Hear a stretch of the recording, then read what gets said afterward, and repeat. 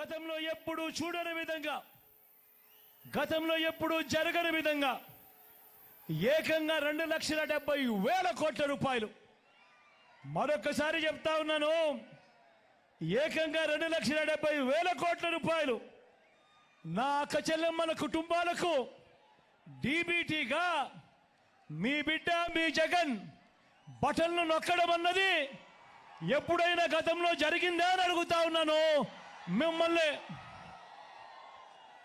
గతంలో ఎప్పుడూ జరగని విధంగా ఏకంగా 2,31,000 ప్రభుత్వ ఉద్యోగాలు ఈ రాష్ట్ర చరిత్రలో, రాష్ట్రం మనం ఈ బిడ్డ ప్రభుత్వం వచ్చేదాకా రాష్ట్రంలో మొత్తం 4 లక్షల ఉద్యోగాలుంటే ఈ 59 నెలల కాలంలోనే మీ బిడ్డ ఏకంగా 31 ఉద్యోగాలు ఇచ్చాడు.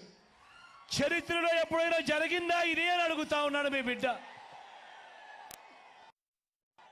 రాష్ట్రంలో ఎప్పుడు చూడని విధంగా మేనిఫెస్టోలో చెప్పినవి ఏకంగా 99% వాగ్దానాలు అమలు చేసి ఈ రాష్ట్ర చరిత్రలోనే ఇది ఒక కని విని ఎరగని ఘటనగా నిలిచిపోయింది. ఈ 59 నెలల మీ బిడ్డ పాలనలోనే కాదా అని అడుగుతా ఉన్నా. ఇంతకు ముందు ఎప్పుడైనా కూడా మనం గమనించింది ఏమిటంటే, ఎన్నికలప్పుడు మాత్రం అబద్ధాలు చెబుతూ మేనిఫెస్టో ఇస్తారు, ఆ తర్వాత మేనిఫెస్టోను చెత్తబుట్టలో వేసే కాలం. కానీ ఒక్క మీ బిడ్డ పాలనలో మాత్రమే మేనిఫెస్టోను ఒక బైబిల్గా, మేనిఫెస్టోను ఒక ఖురాన్గా, మేనిఫెస్టోను ఒక భగవద్గీతగా భావిస్తూ ఏకంగా 99% అమలు చేసి మళ్ళీ ఆ మేనిఫెస్టోను ప్రజల్లోకి తీసుకొని పోయి ప్రజలకి ఆ మేనిఫెస్టోను చూపించి ప్రజల ఆశీస్సులు కోరుతా ఉన్న ప్రభుత్వం దేశ చరిత్రలో ఏదైనా ఉంది అని అంటే అది మీ బిడ్డ ప్రభుత్వమే అని కూడా గర్వంగా చెప్తా ఉన్నా. ఈ సందర్భంగా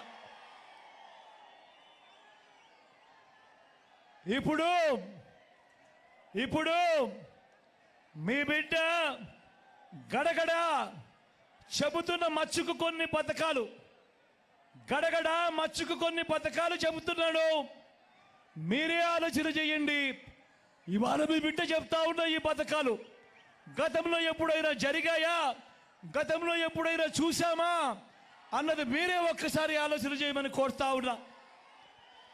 మొట్టమొదటిసారిగా గతంలో ఎప్పుడు చూడని విధంగా పిల్లల చేతుల్లో, గవర్నమెంట్ బడి పిల్లల చేతుల్లో ఈరోజు ట్యాబులు కనిపిస్తూ ఉన్నాయి. బడులు తెరిచేసరికి ఈరోజు పిల్లలకు విద్యా కానుక అందుతూ ఉంది. బడులలో ఈరోజు గోరుముద్ద అందుతూ ఉంది. పిల్లల చదువులకు తల్లులను ప్రోత్సహిస్తూ ఓ అమ్మఒడి, వారి పూర్తి ఫీజులను వారితో ఏ తల్లి ఏ తండ్రి కూడా ఇబ్బంది పడకూడదు అని ఓ జగనన్న విద్యా దీవెన, ఓ జగనన్న వసతి దీవెన, అక్క చెల్లెమ్మలను వాళ్ళ కాళ్ళ మీద వారు నిలబడే విధంగా ఆ అక్క చెల్లెమ్మలు నిలబట్టాలని, ఆ అక్క చెల్లెమ్మలకు ఆసరా, ఆ అక్క చెల్లెమ్మలకు 0 వడ్డీ, ఆ అక్క చెల్లెమ్మలకు ఒక చేయూత, ఆ అక్క చెల్లెమ్మలకు ఒక కాపు నేస్తం, ఆ అక్క చెల్లెమ్మలకు ఒక ఈబీసీ నేస్తం, అక్క చెల్లెమ్మల పేరిట గతంలో ఎప్పుడు జరగని విధంగా ఏకంగా 31 లక్షల ఇళ్ల పట్టాలు నా అక్క చెల్లెమ్మల పేరిట రిజిస్ట్రేషన్ చేసి మరి అందులో కడతా ఉన్న 22 లక్షల ఇల్లు. నేను అడుగుతా ఉన్నా, గతంలో ఎప్పుడైనా కూడా కానీ ఈ విధంగా ప్రతి పేదవాడిని ఆదుకోవడం కానీ ఎప్పుడైనా గతంలో జరిగిందా అని అడుగుతా ఉన్నాడు మీ బిడ్డ.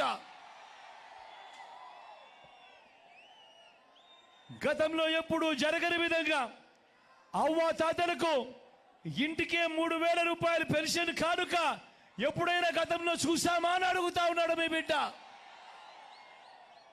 గతంలో ఎప్పుడు జరగని విధంగా రైతన్నలకు పెట్టుబడికి సాయంగా రైతన్నలకు ఓ రైతు భరోసా, రైతన్నలకు ఓ ఉచిత పంటల బీమా, సీజన్ ముగిసేలోగానే రైతన్నలకు ఇన్పుట్ సబ్సిడీ, పూటనే రైతు గంటల పాటు ఉచిత విద్యుత్, ఇవన్నీ రైతన్న కోసం వేసిన అడుగులు గతంలో ఎప్పుడైనా జరిగాయా అని అడుగుతా ఉన్నాడు మీ బిడ్డ.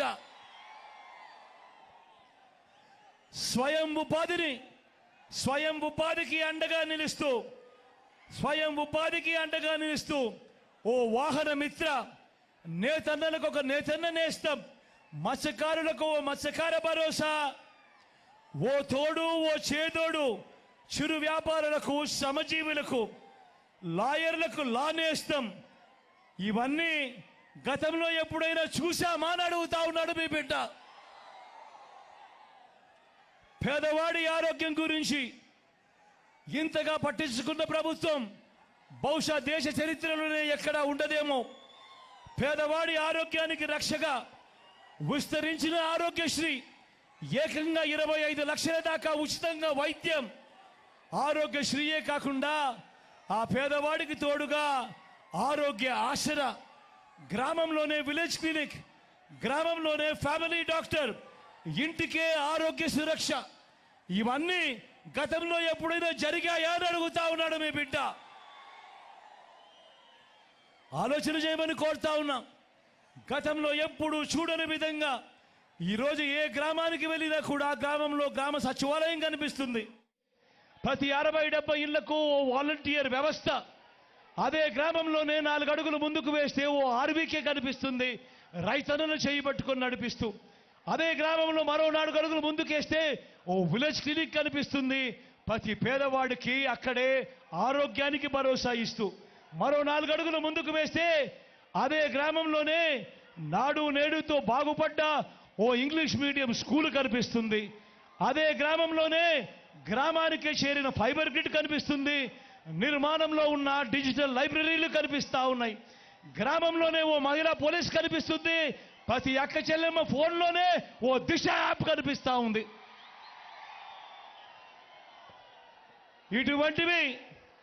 ఇటువంటివి అనేకం ఇప్పుడు మీ కళ్ళ ఎదుటే కనిపిస్తున్న ఈ విప్లవాలు మీరింతకు ముందు ఎప్పుడైనా చూశారా అని అడుగుతా ఉన్నాడు మీ బిడ్డ. ఇవన్నీ కూడా కేవలం ఈ 59 నెలల పాలనలోనే జరిగిన మాట వాస్తవం అవునా కాదా అని అడుగుతా ఉన్నాడు మీ బిడ్డ. మరో వంక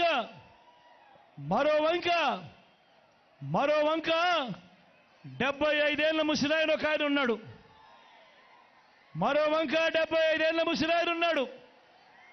14 ఏళ్ళు సీఎంగా చేశానంటాడు, 3 సార్లు సీఎం అంటాడు. కానీ నేను అడుగుతా ఉన్నా, ఇదే 3 సార్లు సీఎం అంటాడు, 14 ఏళ్ళు ముఖ్యమంత్రి అంటా ఉంటాడు. మరి ఇదే చంద్రబాబు, నేను అడుగుతా ఉన్నా, మీ సమక్షంలో అడుగుతా ఉన్నా, ఇదే చంద్రబాబు పేరు చెబితే ఏ పేదవాడికైనా కూడా ఒక్కటంటే ఒక్కటైనా కూడా ఆయన చేసిన మంచి ఏదైనా గుర్తుకు వస్తుందా అని అడుగుతా ఉన్నాడు మీ బిడ్డ. 2 చేతుల పైకి ఎత్తాలి, ఇలా ఇలా ఇలా ఇలా ఇలా ఇలా ఇలా ఇలా ఇలా ఇలా ఇలా ఇలా ఇలా.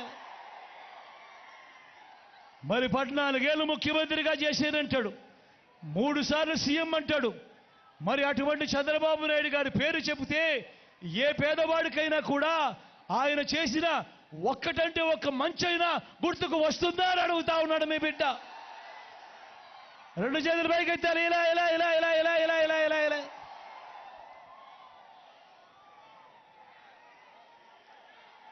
ఈ పెద్ద మనిషి చంద్రబాబు ఎలాంటి వాడో అందరికీ అర్థమయ్యేలా 4 మాటలు మీ బిడ్డ చెప్తాడు. పిండి కొద్దీ రొట్టె అనేది ఒక సామెత, ఒక నానుడు. దాని అర్థం పిండి ఎక్కువ ఉంటే రొట్టెలు ఎక్కువ వేసుకోవచ్చు, పిండి తక్కువ ఉంటే రొట్టెలు తగ్గుతాయి. ఇది మనందరికీ కూడా తెలిసిన సామెత, ఇది మనందరికీ కూడా తెలిసిన నానుడు. కానీ